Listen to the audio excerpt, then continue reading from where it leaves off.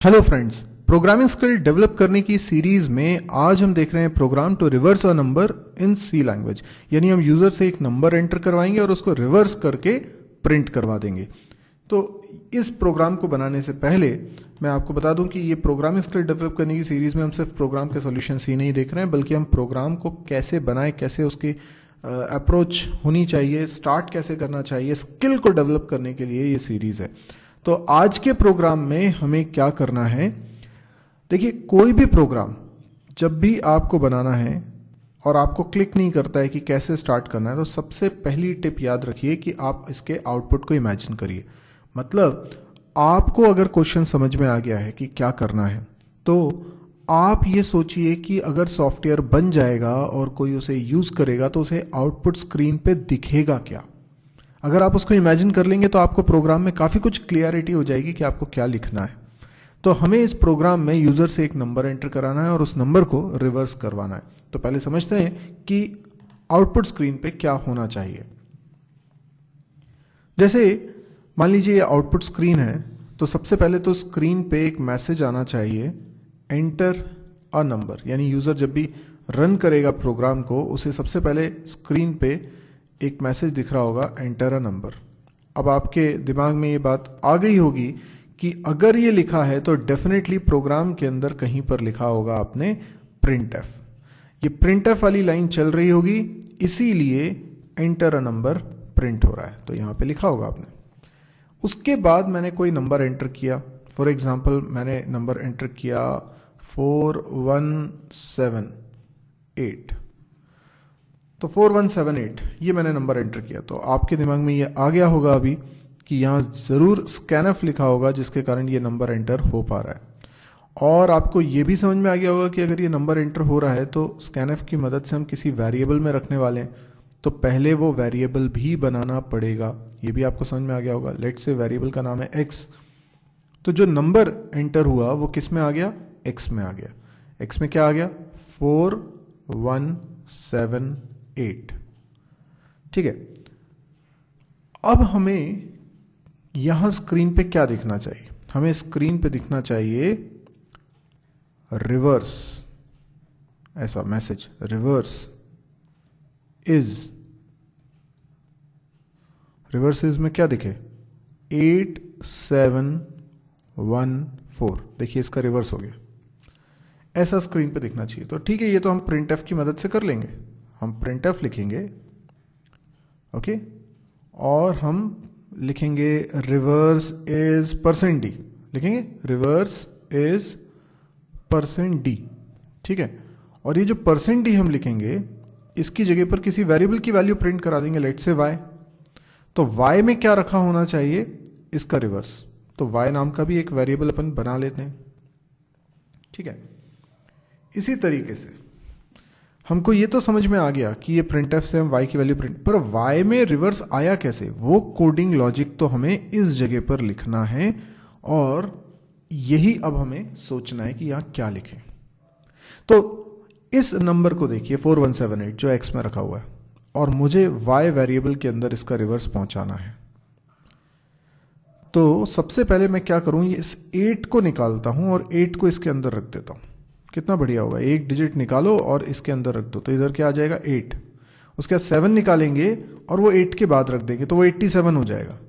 फिर 1 निकालेंगे और वो इसमें रख देंगे, तो वो 871 हो जाएगा। ऐसा होना चाहिए। तो यहाँ से एक डिजिट निकालने के लिए मैं एक और वेरिएबल ले रहा हूँ, लेट से r।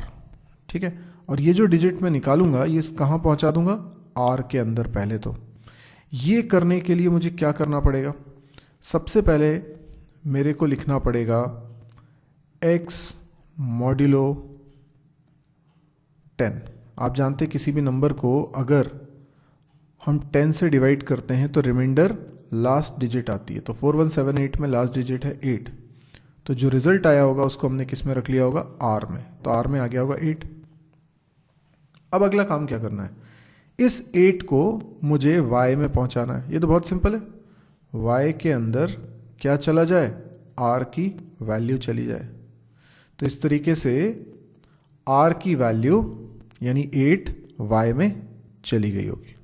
ठीक है।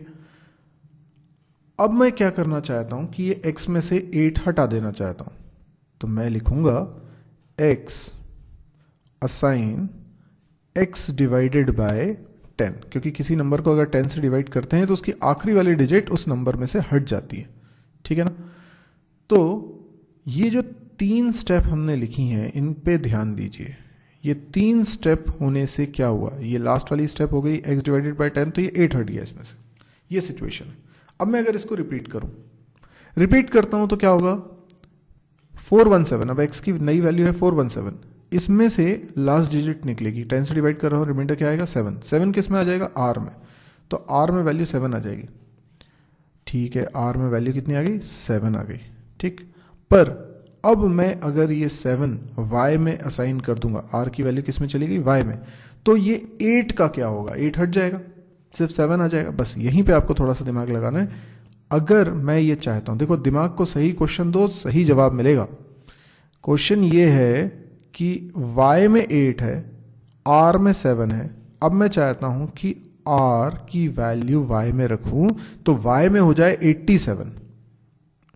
87 कैसे होगा, तो आपको दिमाग में ये क्लिक होगा कि अगर y में रखी वैल्यू में 10 का पहले मल्टीप्लाई कर दिया जाए तो ये 80 बन जाएगा, और उसमें ये r की वैल्यू ऐड कर दी जाए तो ये 87 बन जाएगा।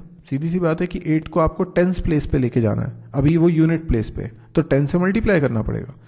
तो हम अगर y में 10 का मल्टीप्लाई कर दें, ठीक है, और फिर जो रिजल्ट है उसको ऐड कर दें r के साथ, तो यहां पे क्या बन जाएगा, 87। यस, तो पहली बार, ये तो दूसरी बार चला रहा हूं, अभी पहली बार जब स्टेप चली होगी तब y में वैल्यू अगर गार्बेज थी तो गार्बेज इंटू 10 हो जाएगा, इसलिए y बनाते वक्त आप इनिशियलाइज करना 0 से, और आपने एक r नाम का वेरिएबल बनाया हुआ है, तो 3 वेरिएबल्स आपके टोटल बन रहे हैं, ठीक है।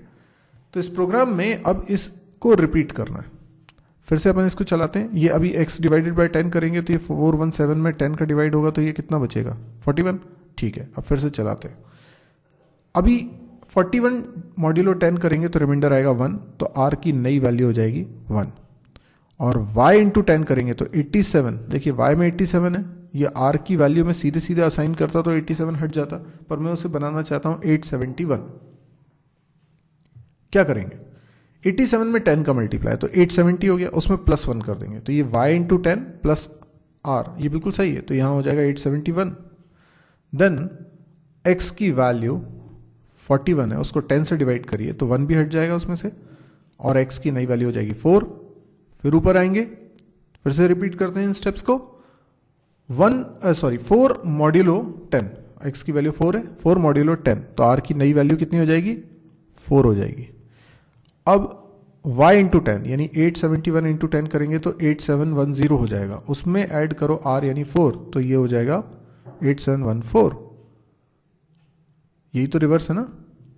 और फिर x डिवाइडेड बाय 10 करेंगे तो ये 4 भी हट जाएगा, और इसमें क्या चला जाएगा, 0। बस जब तक 0 नहीं आ रहा x तब तक हमें ये रिपीट करना था, क्योंकि जैसे ही 0 आ गया इसका मतलब सारी डिजिट्स खत्म हो चुकी हैं। तो क्या करना चाहिए, ये जो तीनों स्टेप रिपीट हो रही हैं ये लूप की वजह से हो रही है, तो हमें लिखना पड़ेगा एक लूप वाइल, और वाइल लूप के अंदर जो कंडीशन लगाएंगे वो क्या होगी, x नॉट इक्वल टू 0, और तब तक ये लूप चलाएंगे। अब आपको लॉजिक समझ में आ गया, प्रोग्राम बनाना स्टार्ट करें। आइए देखते हैं। सबसे पहले हम लिखेंगे मेन फंक्शन। मेन फंक्शन के अंदर हमने लिखा वेरिएबल्स, x है, y है जिसकी वैल्यू शुरुआत में 0 है, और एक r नाम का वेरिएबल है। इसमें हमें सबसे पहले यूज़र को एक मैसेज देना है, एंटर अ नंबर, और स्कैनफ आएगा जिसमें हम लिखेंगे %d एड्रेस ऑफ x। इसके बाद हमें एक्चुअल कोडिंग करनी है, हमें लिखना है while x is not equal to 0, while की बॉडी के अंदर हमने सबसे पहले लिखा r में असाइन करो x मॉड्यूलो 10। इसके बाद हमें y के अंदर असाइन करना है y इंटू 10 प्लस r, ठीक है। इसके बाद हमें x में चेंजेस करने हैं, यानी हम लिखेंगे x assign x divided by 10, तो क्या हुआ, x की वैल्यू चेंज होगी और ये लूप चलेगा। जब लूप एंड होगा तो हमारा रिजल्ट आ चुका होगा और वो y में रखा होगा, तो हम लिखेंगे रिवर्स इज %d और y की वैल्यू करा देते हैं प्रिंट। ठीक है। अच्छा, कई लोग क्या करते हैं, इस प्रोग्राम को बनाते हैं तो ये स्टेप नहीं लिखते और सीधे यहां पर r की वैल्यू प्रिंट करा देते हैं। तो प्रिंट जब होगा तो रिवर्स तो दिखेगा, लेकिन एक्चुअल में वो नंबर का रिवर्स किसी वेरिएबल में स्टोर नहीं हुआ है। तो हमेशा हर प्रोग्राम में ऐसा नहीं होगा कि रिवर्स करके मुझे प्रिंट ही करवाना है। हो सकता है कि रिवर्स करके मुझे वो नंबर मिले, उसका फर्दर कोई कैलकुलेशन में पार्टिसिपेशन कराना हो, तो ये ज़रूरी है कि वो नंबर रिवर्स होकर एक सिंगल वेरिएबल में स्टोर हो। इसलिए ये y वेरिएबल बनाने वाला कॉन्सेप्ट ज़्यादा यूजफुल है। अब इस प्रोग्राम को हम बना चुके हैं, इसको सेव कर लेता हूँ और इसके बाद इसको कंपाइल रन करके देखता हूँ। देखें, हमारा जो आउटपुट होना चाहिए, जो हमने सोचा था, एंटर अ नंबर पहले आएगा, उसके बाद 4178 हम एंटर करेंगे तो रिवर्स प्रिंट हो जाएगा। तो देखें ये रन हुआ है। सबसे पहले मैं लिख रहा हूँ एंटर नंबर आ रहा है, बिल्कुल ठीक है, 4178 मैंने इनपुट दिया। देखिए इसका रिवर्स प्रिंट हो रहा है, रिवर्स इज 8714, बिल्कुल सही है, जो हम चाहते थे वही आ रहा है। कोई भी नंबर का आप रिवर्स इस तरीके से कर सकते हैं। आप चाहें तो एक बार और रन करके देखें, और इसमें मैंने नंबर एंटर कर दिया 100, 100 का रिवर्स तो 1 ही होगा, अब 001 तो नहीं आएगा। और अगर मैं कुछ नंबर एंटर करूं, फॉर एग्जांपल मैं नंबर एंटर करता हूं 1024, तो रिवर्स होके आ गया 4201, बिल्कुल ठीक है।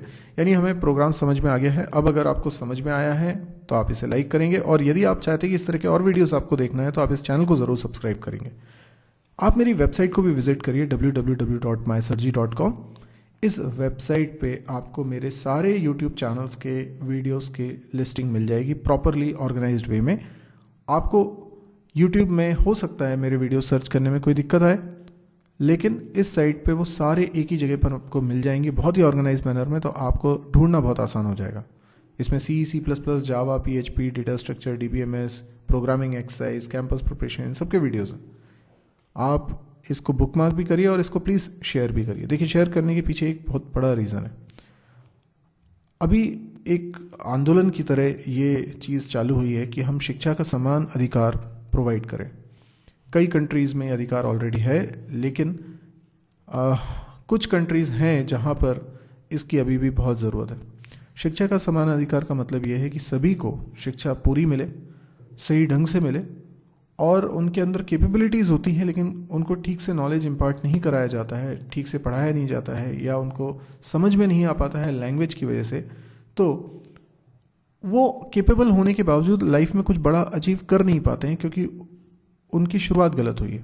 तो अगर हम शिक्षा का समान अधिकार दें, सबको पढ़ने का बराबर मौका मिले, उसको भी जिसके पास पैसे नहीं हैं, उसको भी जिसको इंग्लिश नहीं आती है, तो हो सकता है कि उसकी कैपेबिलिटी निखर जाए क्योंकि उसको ये सब सीखने का मौका मिले। ऐसा करने की इस मुहिम में मैंने ये वीडियोस बनाए हैं। अगर आपको पसंद आए हैं तो बहुत लोगों के काम आ सकते हैं। आप इसको अगर शेयर करेंगे तो उन लोगों तक भी ये पहुंचेगा जिनको इसकी खास ज़रूरत है, और जब उन तक पहुंचेगा तो उन लोगों को भी आगे बढ़ने का पूरा मौका मिल पाएगा। तो मेरी आपसे रिक्वेस्ट है कि वीडियोस को भी और इस वेबसाइट को भी आप जितना हो सकता है शेयर करें अपने दोस्तों के बीच में। वो आगे शेयर करेंगे, इस तरीके से ज़्यादा से ज़्यादा लोगों तक पहुंच पाएगा। Thank you.